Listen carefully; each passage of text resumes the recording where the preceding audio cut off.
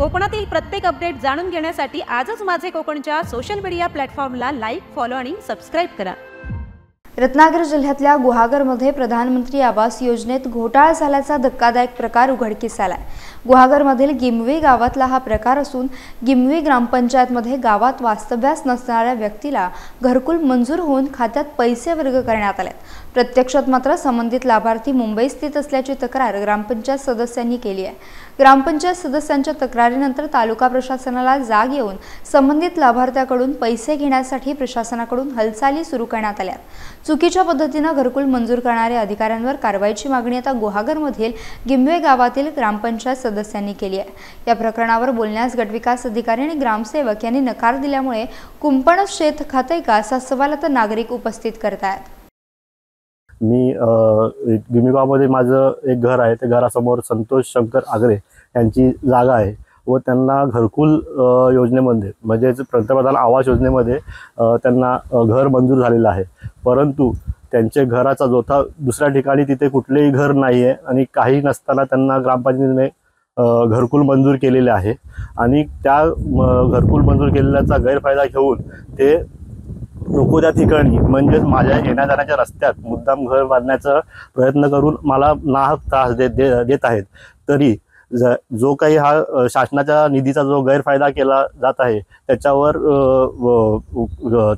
नियंत्रण ग्रामपंचायत आणलं पाहिजे आणि त्यासाठी आम्ही वेळोवेळी ग्रामपंचायतीमध्ये त्यांची माहिती दिली, पण ग्रामपंचायत त्याच्यावर कुठलीही कारवाई केली नाही। आणि नंतर सखोल माहिती घेतल्याच्या नंतर आम्हाला असं निदर्शनास आलं की त्यांना जे मंजूर झालेले घर आहे ते पूर्णपणे निकषांच्या विरोधात आहे आणि त्यांचा कुठलाही इथला स्थानिक पुरावा नाही आहे। कुठलाही इथला त्यांचा कागदपत्र डॉक्युमेंट नसताना त्यांनाही ते घर मंजूर करून दिलेलं आहे आणि त्याचा गैरफायदा करत आहेत।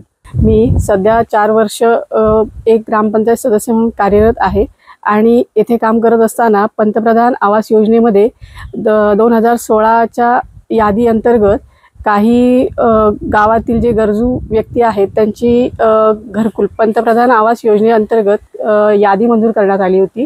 त्यांच्या या यादीपैकी श्री संतोष शंकर आगरे म्हणून एक व्यक्ती आहेत जी इथे राहत नाहीत। गिमवी या गावामध्ये न राहता मुंबईमध्ये ते स्थानिक आहेत आणि त्यांचं देखील या योजनेअंतर्गत घर मंजूर करण्यात आलेलं असून ते घर मंजूर करत असताना ग्रामपंचायत गिमवी देवघर येथील ग्रामसेवक किंवा इतर कर्मचारी यांनी त्या योजनेअंतर्गत त्यांना लाभ देत असताना त्यांचे कोणत्याही प्रकारचे कागदपत्रांची छाननी केलेली नसून म्हणजे जे काही कागदपत्र जोडलेत ते सगळे त्याचे वास्तव्याचा इथला एकही पुरावा न जोडता सर्व वास्तव्याचे पुरावे हे मुंबई येथील असून ते पुरावे त्यांनी न छाननी करता ग्राह्य धरलेत आणि त्यांना ते लाभ मिळवून देण्याचा प्रयत्न केला। परंतु हा लाभ देत असताना त्यांनी चुकीच्या पद्धतीने जो निकष आहेत ते निकषामध्ये न बसवता त्यांना एकतर इथे कोणत्याही वास्तव्याचा पुरावा नसताना त्यांना ते मंजूर करून दिले आणि ते खरं तर द्यायला पाहिजे द्यायला नको असताना पण त्यांनी ते काही लोकप्रतिनिधी जे आहेत त्यांच्या त्यांनी त्यांच्या अधिकाराचा गैरवापर करून त्यांचे ते घरकुल योजनेमध्ये घर मंजूर करून देण्याचा प्रयत्न केलेला आहे।